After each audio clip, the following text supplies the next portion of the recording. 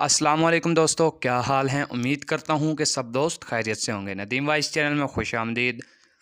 Number 1, 5 चीज़ों से 5 चीज़ों की पहचान होती है। 1, दरख्त की पहचान फल से।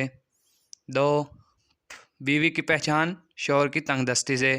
3, शौहर की पहचान बीवी की बीमारी से। 4, दोस्त की पहचान मुसीबत से।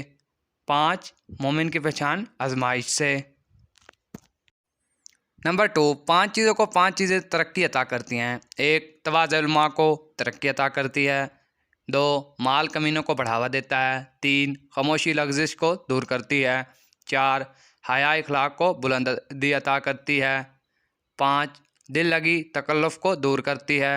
नंबर 3, 5 चीज़ों से 5 चीज़ें हासिल होती हैं। 1, इस्तिग़फ़ार से रिज़्क़। 2, पस्त निगाह से फ़रासत ईमान।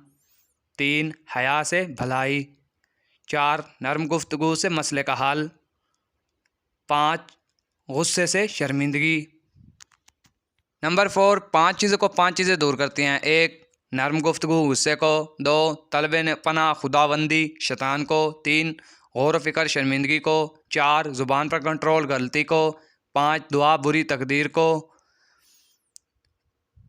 5, नेक बख्ती 5 लोगों के करीब रहती है। 1, फरमाबरदार लड़का। 2, नेक बीवी। 3, वफ़ादार दोस्त। 4, मोमिन पड़ोसी।